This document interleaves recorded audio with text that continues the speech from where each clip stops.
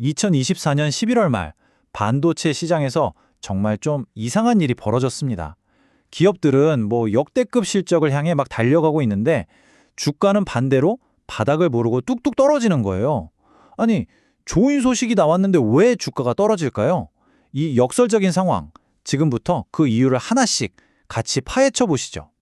당시 시장을 들여다보면요. 이건 거의 두 개의 다른 세상이 공존하는 느낌이었어요. 한쪽에서는 야, 이거 AI 버블 곧 터진다는 공포가 막 퍼지고 있었고요. 다른 한쪽에선 아니다. 이제 역대급 실적 나오면서 엄청난 호황, 그러니까 슈퍼 사이클이 온다는 희망이 막 부풀어 오르고 있었죠. 시장의 의견이 그냥 완전히 딱 반으로 갈려버린 겁니다. 바로 이 지점이 우리가 오늘 풀어봐야 할 핵심 질문입니다. 눈에 보이지 않는 시장의 공포랑 너무나 명확하게 보이는 기업의 실적이 정면으로 꽝 하고 부딪혔을 때 과연 우리는 어떤 결과를 보게 될까요? 자, 그럼 먼저 시장을 이렇게 차갑게 얼어붙게 만든 그 공포의 목소리부터 한번 들어보시죠. 대체 뭐가 그렇게 투자자들을 두렵게 만들었을까요? 보세요. 이게 불과 3주 만에 벌어진 일입니다. 삼성전자 주가가 13%나 빠졌고요. SK하이닉스는 무려 16%가 넘게 폭락했어요. 이 숫자만 봐도 당시 시장의 투자 심리가 그야말로 꽁꽁 얼어붙었다는 걸 알 수 있죠. 투자자들을 가장 불안하게 만들었던 단어, 바로 AI 버블이었습니다. 그러니까 구글이나 마이크로소프트 같은 거대 빅테크 기업들이 AI에 정말 어마어마한 돈을 쏟아붓고 있잖아요. 근데 그래서 이걸로 어떻게 돈 벌 건데? 이 질문에 누구 하나 속 시원하게 답을 못 내놓고 있었던 거죠. 이러다 AI 칩 수요가 한순간에 팍 꺼져버리는 거 아니냐, 이런 공포가 순식간에 번진 겁니다.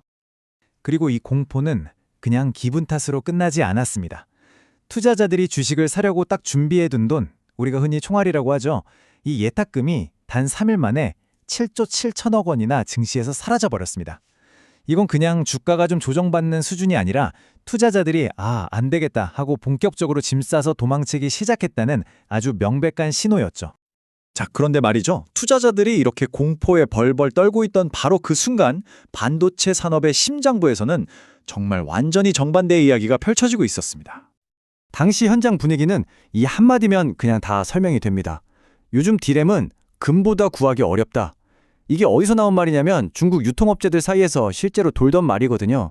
그러니까 말 그대로 시장에서는 반도체 칩이 없어서 못 파는 그런 극심한 공급 부족 사태가 벌어지고 있었던 겁니다. 실제 데이터를 보면요, 이건 훨씬 더 놀랍습니다. PC에 들어가는 디램 가격, 이게 불과 2달 만에 13% 넘게 올랐고요. 특히 AI의 심장이라고 할 수 있는 서버용 디램 가격은 믿어지세요? 무려 70%나 폭등했습니다. 70%요? 이건 그냥 수요가 좀 늘었다 수준이 아니라 말 그대로 수요 폭발이라고 봐야죠. 아니, 가격이 왜 이렇게 폭등했냐고요? 이유는 놀라울 정도로 간단했습니다. 시장에서 디램 이만큼 주세요 하고 원하는 양이 공장에서 이만큼 만들 수 있어요 하는 양보다 무려 3배나 많았던 겁니다. 이건 정말 역사에 남을 만한 공급 부족 사태였어요. 진짜 이상하지 않나요? 주가는 이렇게 막 폭락하고 있는데 증권가에서는 오히려 삼성하고 SK하이닉스 곧 사상 최대 이익 낼 겁니다. 이렇게 예측을 하고 있었던 거예요. 심지어 SK하이닉스의 한 해 영업이익 전망치는 무려 80조 원에 달했습니다. 정말 기묘한 상황이죠.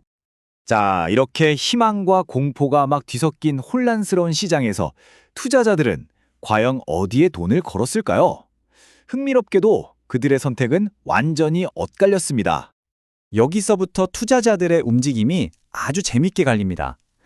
우리가 큰 손이라고 부르는 외국인들은요, SK하이닉스는 팔면서 동시에 삼성전자를 샀어요. 그런데 개인 투자자들, 우리 개미들은 오직 삼성전자만 집중적으로 사들였죠. 똑같은 주식을 두고 서로 완전히 다른 판단을 내린 겁니다. 이 두 그룹의 생각은 완전히 달랐던 것 같아요. 외국인들은 SK하이닉스는 이미 많이 올랐으니 팔아서 이익을 챙기고 그 돈으로 상대적으로 싸 보이는 삼성전자를 사자. 이런 냉정한 가치 투자를 한 거죠. 반면에 우리 개인 투자자들은 이제는 바닥이겠지 하는 희망으로 삼성전자에 4조 원이 넘는 돈을 쏟아부었지만 안타깝게도 그 결과는 평균 7%의 손실이었습니다.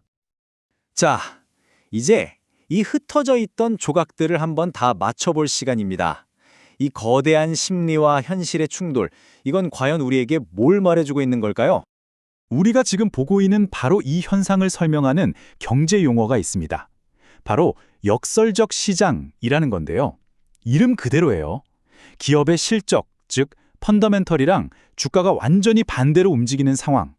다시 말해서 단기적인 공포감이 장기적인 이성을 그냥 압도해버리는 그런 시장을 의미합니다.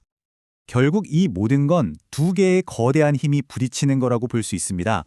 단기적으로는 AI 버블이라는 짙은 안개가 주가를 꼭 누르고 있는 것처럼 보이지만 그 안개 너머에서는 역사적인 공급 부족이라는 거대한 태풍이 어마어마한 이익을 몰고 오고 있는 그런 형국인 거죠. 이 역설의 정점은 바로 이 부분입니다. 일반 투자자들은 공포에 질려서 주식을 막 던지고 있는데 정작 전문가들은 오히려 목표 주가를 계속 올리고 있었다는 거예요. 심지어 SK 하이닉스 목표가로 80만 원을 제시하는 분석까지 나왔다니까요. 이건 뭐 시장과 전문가가 완전히 다른 현실을 보고 있었다고밖에는 설명이 안 되죠. 그래서 마지막 질문은 바로 이것입니다. 단기적인 시장의 공포와 장기적인 기업의 현실, 이 두 가지가 정면으로 맞붙었을 때 과연 궁극적으로 어떤 힘이 승리하게 될까요? 이 질문에 대한 답이 바로 앞으로의 반도체 시장의 미래를 결정하게 될 겁니다.